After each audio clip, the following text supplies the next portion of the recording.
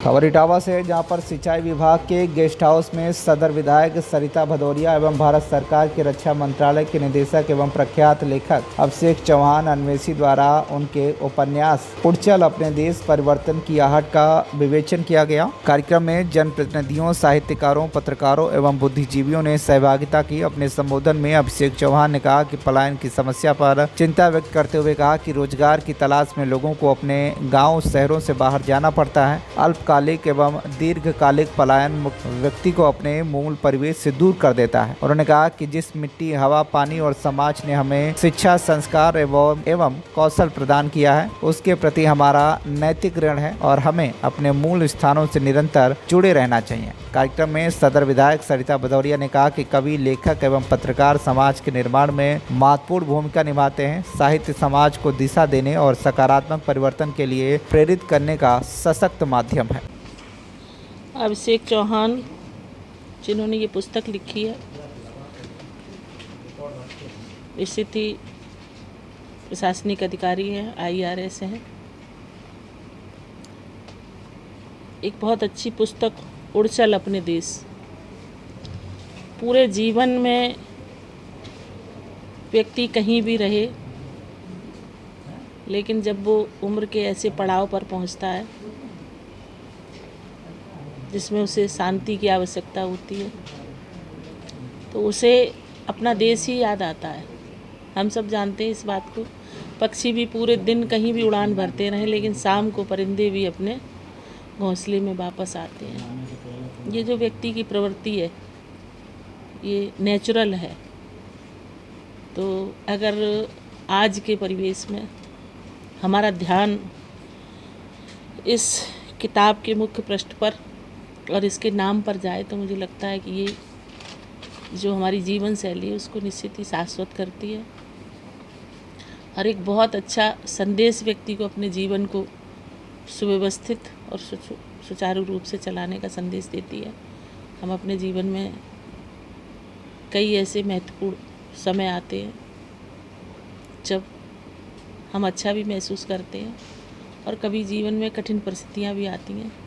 कारण कोई भी हो सकता है, हमारे परिवार की कोई दुर्घटना या हमारा कोई और पारिवारिक परेशानी, सामाजिक परेशानी, और व्यक्ति अगर बढ़ के सोचे तो देश की भी जो असामयिक घटनाएं होती हैं, जो देश हित में नहीं होती हैं, वह भी हमें पीड़ित करती हैं।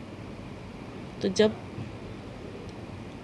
हमारा वो उम्र का पड़ाव होता है जिसमें हमें शांति चाहिए होती है और कुछ सोचने समझने के लिए एक स्थान चाहिए होता है, तो हमको लगता है कि हमारा गांव ही हमारे लिए अच्छा है, जो हमारी मातृभूमि है। तो लोग मातृभूमि की तरफ आते हैं। ऐसा मैंने कई विद्वानों को, धर्मगुरुओं को और तमाम लोगों को, बड़े साहित्यकारों को इस पर लोगों का ध्यान केंद्रित करते हुए देखा है। और हमारे जो मुख्य 4 स्तंभ हैं जीवन के, उसमें से एक कवि और लेखक, पत्रकार, ये भी बहुत महत्वपूर्ण स्थान रखते हैं। समाज को सही रास्ते पर लाने का, देश को दिशा देने का और अपने विचारों के माध्यम से सही और गलत का निर्णय करने का। तो ये जो लोग पुस्तकें लिखकर समाज में परिवर्तन लाने का काम कर रहे हैं, ये भी सम्मान करने योग्य है, सराहनीय है। और मैं धन्यवाद देती हूँ अभिषेक चौहान जी को, जिन्होंने ये पुस्तक लिखी है उड़चल अपने देश।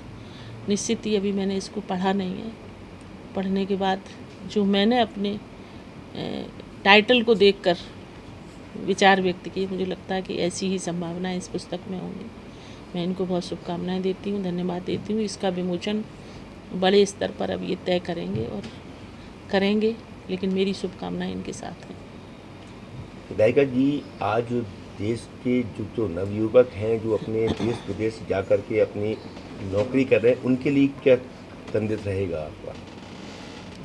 देखिए, जब व्यक्ति किसी भी पारिवारिक पृष्ठभूमि में या सामाजिक पृष्ठभूमि में जो व्यक्ति की आवश्यकता है, हम लोग कहते हैं ना कि मनुष्य एक सामाजिक प्राणी है, और जब वो उसको नहीं मिलता है, समाज या परिवार या अपनों का सानिध्य, संरक्षण, तब उसकी कीमत बहुत अच्छे से उस व्यक्ति को समझ में आती है। जो व्यक्ति अपनों के बीच में रहते, परिवार के बीच में रहते, उनको दूरी का अनुभव नहीं होता है। जो लोग परिवार से दूर, समाज से दूर, अपनों से दूर जब होते हैं तो उसका जो अनुभव होता है वो बहुत ही पीड़ादायक होता है। और उस अनुभव को साझा करे कोई, या उसको खुद महसूस करते हुए उसकी अभिव्यक्ति दूसरों के सामने करे,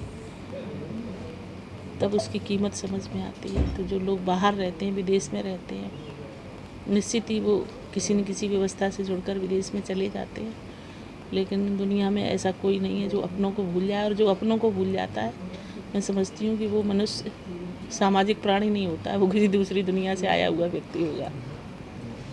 बोलूँ क्या? अभिषेक जी, आज आप के द्वारा एक प्रेस वार्ता की गई है, किस उद्देश्य को लेकर के ये प्रेस वार्ता रखी गई है?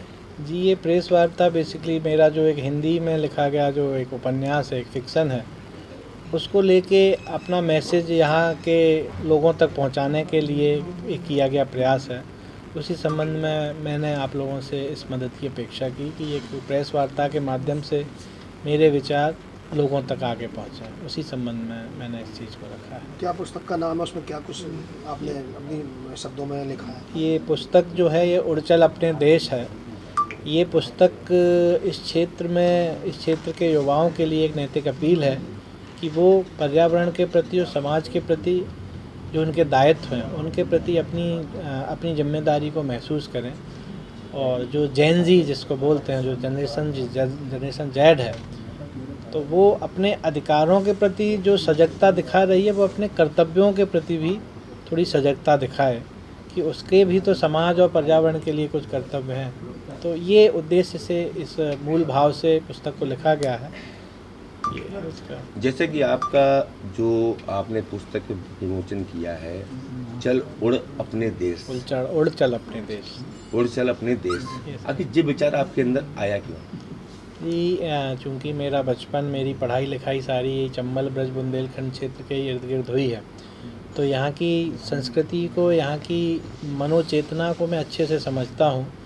तब मुझे लगा कि मैं कुछ करूँ, मेरे पार्ट पे एक सरकारी नौकरी में रहने के बावजूद मैं अपने हिस्से का रिटर्न क्या दे सकता हूँ, कैसे अपने क्षेत्र को दे सकता हूँ। तब मुझे लगा कि साहित्य लेखन एक अच्छा विकल्प है जिसमें मैं अपनी बात को ज़्यादा से ज़्यादा लोगों तक, ज़्यादा से ज़्यादा प्रभावी तौर पर पहुंचा सकता हूं।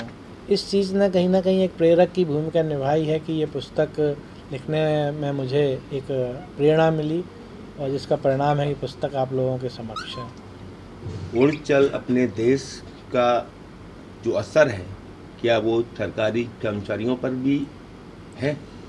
क्योंकि वो भी अपना परिवार छोड़ करके जनता की सेवा में लगे हुए हैं।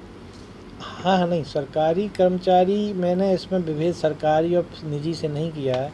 मेरा जो भी संदेश है वो सिर्फ मनुष्य के इर्द गिर्द है, तो सरकारी कर्मचारी भी एक मनुष्य है, तो वो भी उस रेंज में आता है कि जो मेरा जो टारगेट है वो उसके अंदर की मनोचेतना को जागृत करना है। वो सरकारी कर्मचारी है, वो उसका एक निजी काम है, वो अपने निजी भरण पोषण के लिए सरकारी नौकरी कर रहा है। उसके इर्द गिर्द 8-10 घंटों की नौकरी के बाद जो वो मानव है उसमें वो क्या कर सकता है या क्या उसे करना चाहिए, वो मेरा उस पर ज़्यादा जोर है इस पुस्तक में। जब आम जनमानस अपने देश में रहेगा तो परिवार को कैसे पाल पाएगा? जी, कैसा? जब कोई भी जनमानस या कर्मचारी अपने देश में ही रहेगा तो फिर वो अपने परिवार का पेट कैसे पाल पाएगा? क्योंकि जहाँ जहाँ पोस्टिंग होती हैं गैर जनपद में होती हैं, होम डिस्ट्रिक्ट नॉट अलाउड। नहीं, आप थोड़ा मेरे मंतव्य को नहीं समझ पा रहे हैं। मैंने जो कहा है उसमें भौतिक दूरियों का कोई महत्व नहीं है। मेरा पूरा विचार है उस मनोचेतना और जागरूकता के ऊपर। वो व्यक्ति इंग्लैंड भी है तब भी वो अपने हिस्से का रिटर्न दे सकता है। आपका कोई भाई इंग्लैंड चला गया, ऑस्ट्रेलिया चला गया, तो मेरा ये आशय कदापि नहीं कि वो अपना सेटल बिजनेस छोड़ के इटावा चला है, आपके पास चला है। व्यवहारिक रूप से सक्षम संभव नहीं है, बट अगर उसके अंदर ये भाव है कि नहीं, मुझे कुछ करना है, I have to do my duty for Etawah because I am of the product of this soil, मैं इस मिट्टी का लाल हूँ, तो वो आपके माध्यम से अपनी ड्यूटी कर सकता है। उसके कई माध्यम हैं।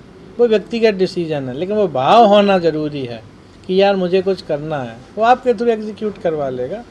जनपद की तो बहुत छोटी वैल्यू, बगल का जनपद का तो रात में ही लौट आएगा। मैं तो बहुत 7 समंदर पार की बात कर रहा हूँ। वो अगर आपके टच में है और पीपल्स आर डूइंग, ऐसा नहीं कि दुनिया में मैं कोई अनोखी बात कर, लोग कर रहे हैं। If there is a wish there is a way. अगर आपकी चाह है तो राह निकल आएगी।